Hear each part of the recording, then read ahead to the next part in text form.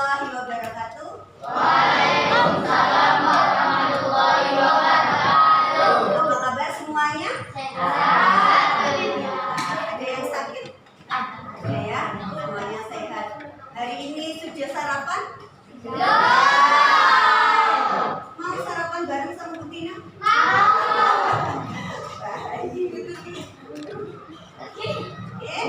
Sebelum kita masuk ke materi pembelajaran, kita berdoa dulu. Bu Tina minta satu untuk memimpin ke depan.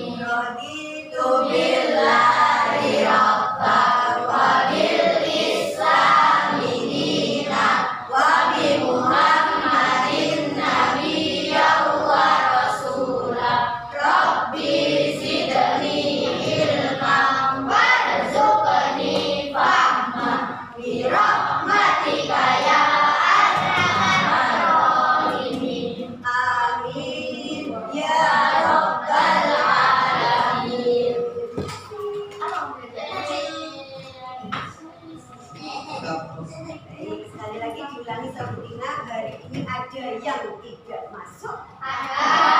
Siapa? Siva. Kenapa tidak masuk? Sakit. Kalau sakit, ayo kita doakan sama-sama. Semoga Ziva lekas sehat dan bisa sekolah kembali, bisa bertemu kalian kembali, bisa belajar kembali. Dari keputusan bersama. Karena Bu Tina ingin sekali kalian tahu untuk apa keputusan bersama itu. Satu, untuk mengenal bentuk-bentuk keputusan bersama. Dua, memahami keputusan bersama. Tiga, menghargai keputusan bersama. Empat,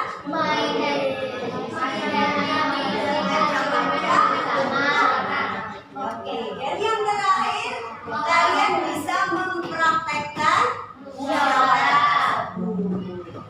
Nanti metode yang akan kita jalani, yang akan kita laksanakan, selain ceramah seperti ini, tanya jawab, nanti ada diskusi dan ada mengerjakan tugas secara individu. Insya Allah kalian bisa. Kalian bahagia? Kalau anak pintar tepuk tangan. Kalau anak pintar tepuk tangan. Kalau anak pintar,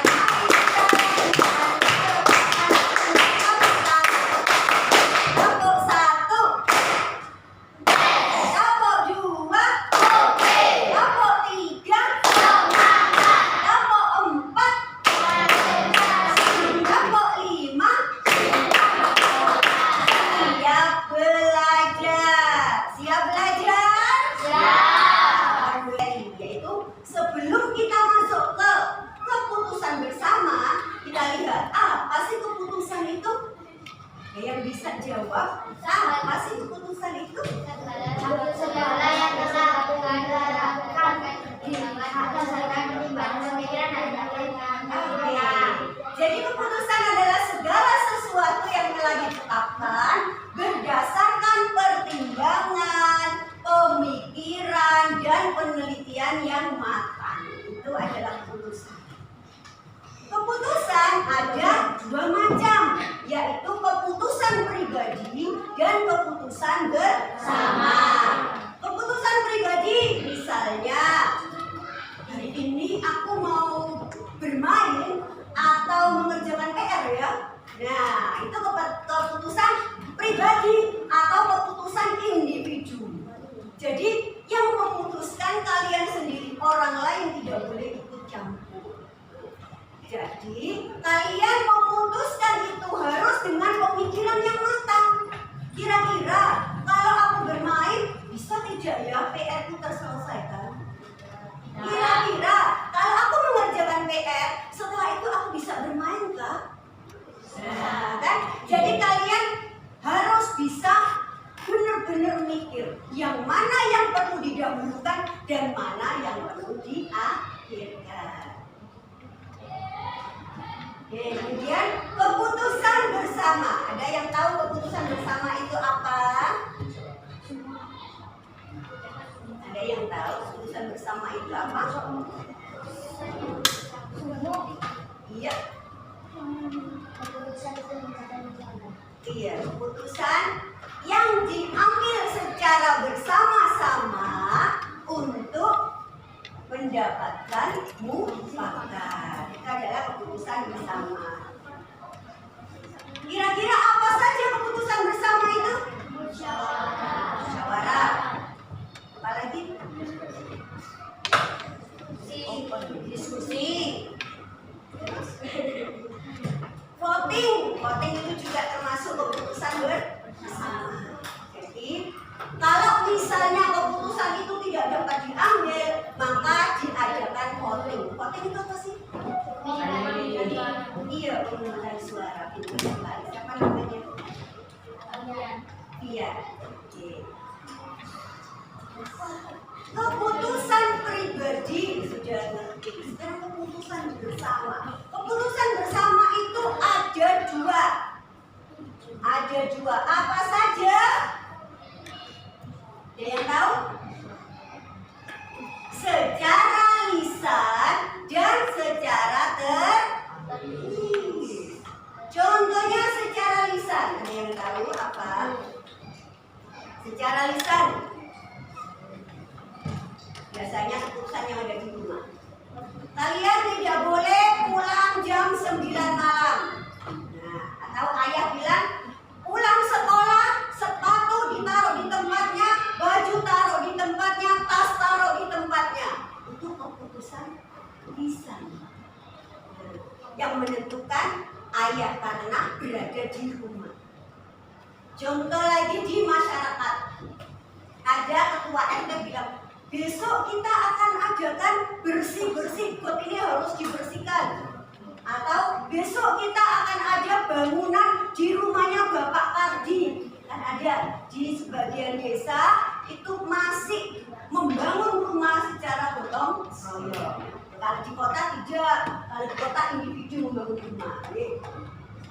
Terus apa lagi selain itu? Ada yang tahu? Di masyarakat membuang sampah pada tempatnya. Jarang sekali tulisan peraturan membuang sampah pada tempatnya tanpa disuruh pun. Nah, tanpa disuruh pun, kalau anak pintar pasti sudah tahu dimanapun berada kita harus menjaga kebersihan. Nah, kebersihan kelas. Kebersihan kelas. Tadi sudah melaksanakan piket kelas? Sudah melaksanakan piket kelas? Sudah.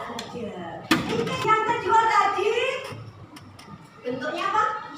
Tertulis. Ada yang tahu yang bentuk tertulis apa? Tulis sayang. Biasanya dibaca pada saat upacara bendera. Iya betul. Undang-undang dasar itu termasuk keputusan bersama yang tertulis. Gila,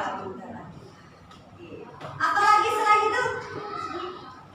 Selain undang-undang dasar ada lagi yang tertulis. Jadi satu, UUD 45. Dua,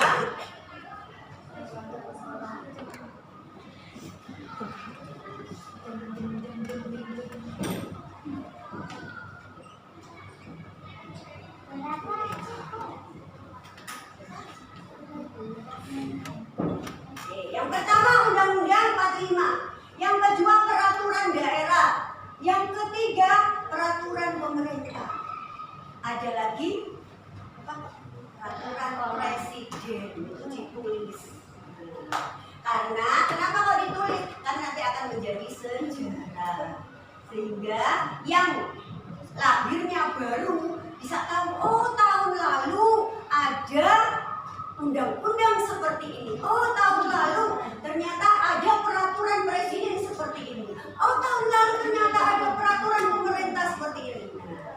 Yang belum lahir adik-adik kalian bisa tahu, karena nanti akan menjadi sejarah. Ini keputusan bersama ada di mana? Ada di pemerintahan.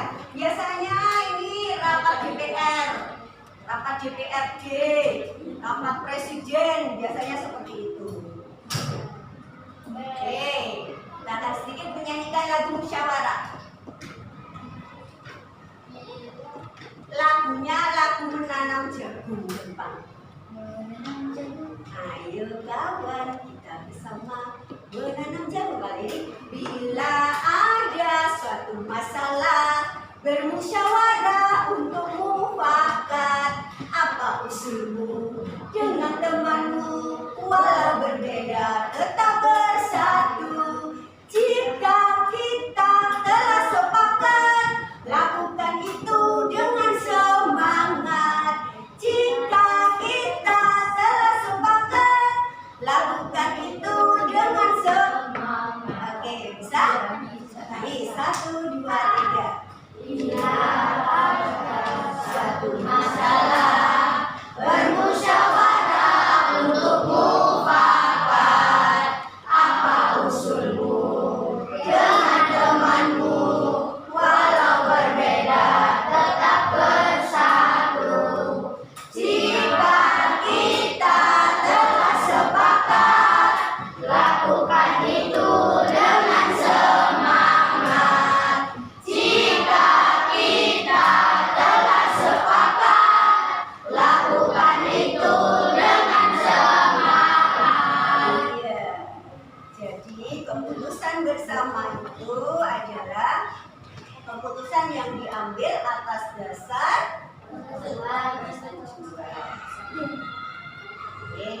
bentuk-bentuk keputusan bersama. Tadi sudah dijelaskan, ada apa saja tadi? Secara tertulis dan secara lisan. Cara pengambilan keputusan bersama. Gimana caranya? Bisa dilakukan dengan cara mufakat, musyawarah mufakat, atau dengan cara pemungutan suara atau voting. Jadi tahu pemungutan suara itu apa? Perolehan suara terbanyak. Perolehan suara terbanyak bisa dilakukan dengan tertutup dan bisa dilakukan dengan terbuka. Nah, ini biasanya kalau Butina biasanya kalau rapat sekolah, itu biasanya ada pemilihan panitia. Dan pemilihan panitia ini tidak perlu pemilihan tertutup. Jadi diadakan pemilihan tertutup. Siapa yang setuju Vina jadi ketua? Cuma angkat tangan. Tinggal hitung 1, 2, 3, 4, 5. Oh, berarti Vina jumlah suaranya 16. Sisanya berapa? Kalau semuanya 20 berarti sisa 4 tidak memilih, tidak apa-apa. Berarti Vina sudah boleh dipilih sebagai ketua. Sekarang pemilihan yang diambil dengan cara tertutup. Tertutup itu, nah, ditulis dulu siapa calonnya. Fida, Rohman, tulis misalnya Fida, Rohman.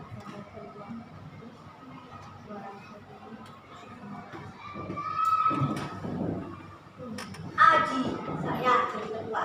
Kemudian dikasih kertas satu-satu. Ditulis namanya, jangan sampai temannya tahu di situ. Tulis misalnya sampai milih Aji. Nah, nanti kertas itu dibuka satu-satu. Adi, Firman, Fida.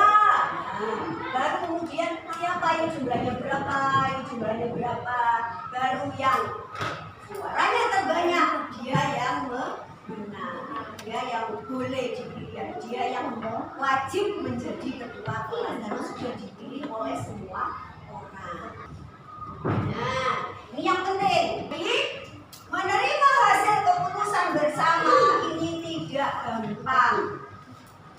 tidak mudah, tidak semudah membalikkan telapak tangan, tidak. Jadi ada yang aku pokoknya mintanya tas ini ditaruh di sini, satunya aku mintanya tas ini taruh di tengah, yang satunya lagi gak bisa, tasnya harus di pojok. Nah, itu kalau tidak ada kesepakatan maka dilakukan voting. Enaknya tasnya ditaruh di mana? Jadi ada yang bilang di pojok, ada yang bilang di tengah, ada yang bilang nanti yang dapat suara terbanyak itu baru pilihan yang diambil dan harus diterima dengan ikhlas lapang dada.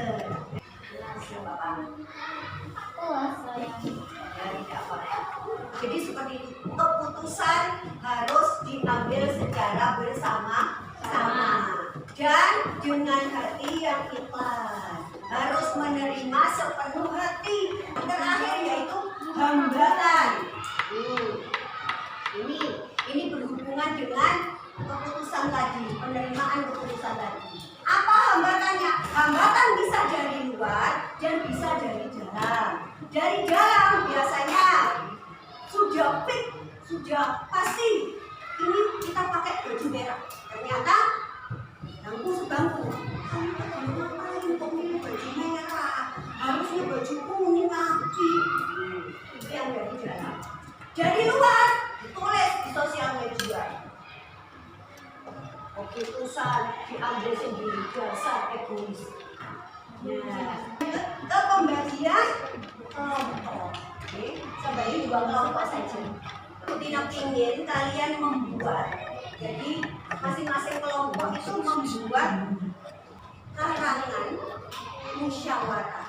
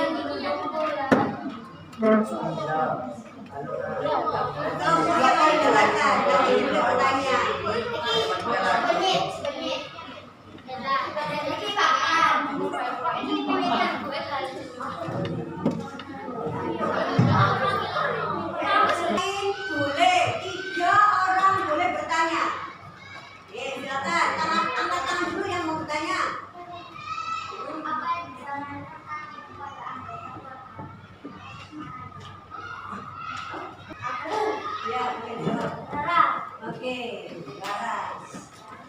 Pertanyaan berikutnya, boleh?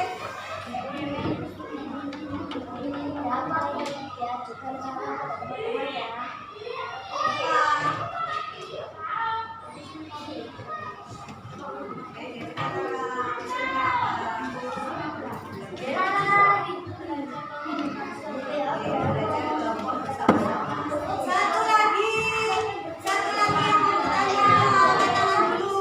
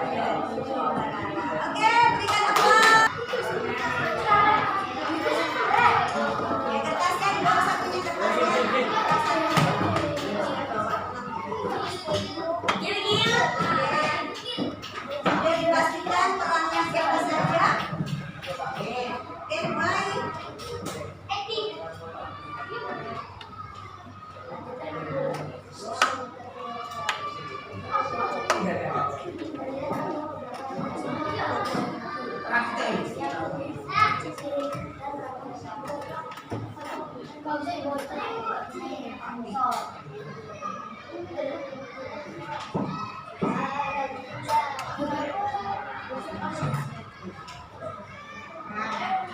usah maju, tenang.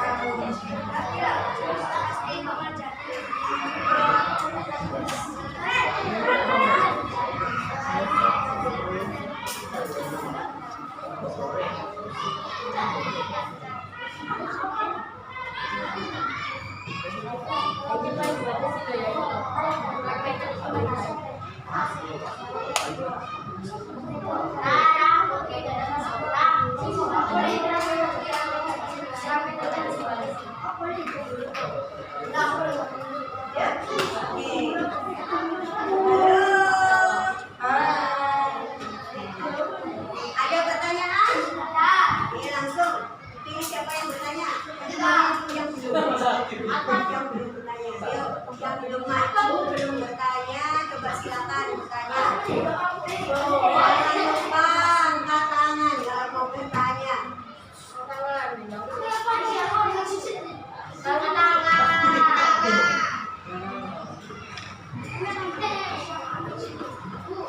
Oke, mau tanya bentar Bu, tanya ke sini.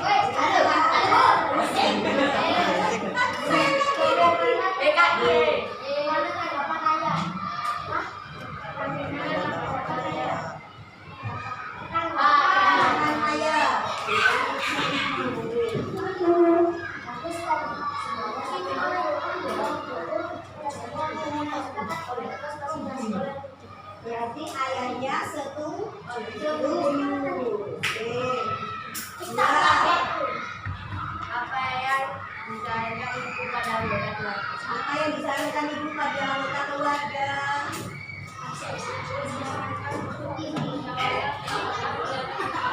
Ibu menyarankan bermusyawarah agar mencapai mufakat. Ada evaluasi atau soal evaluasi. Kembali ke tempatnya masing-masing.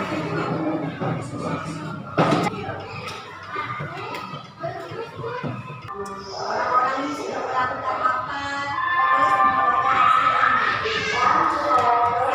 Setelah itu, gambar yang kedua, kertas yang kedua, silakan diisi. Setelah itu baru dikumpul.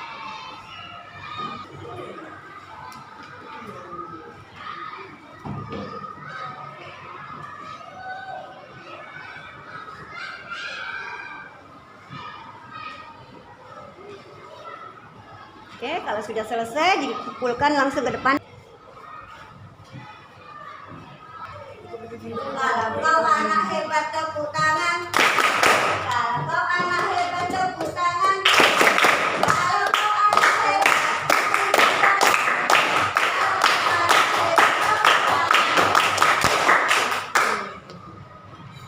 buka tutup, buka tutup. Bertepuk tangan.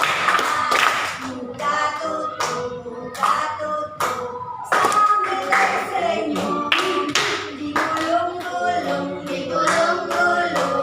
sambil tersenyum. Biasanya gitu, digulung-gulung.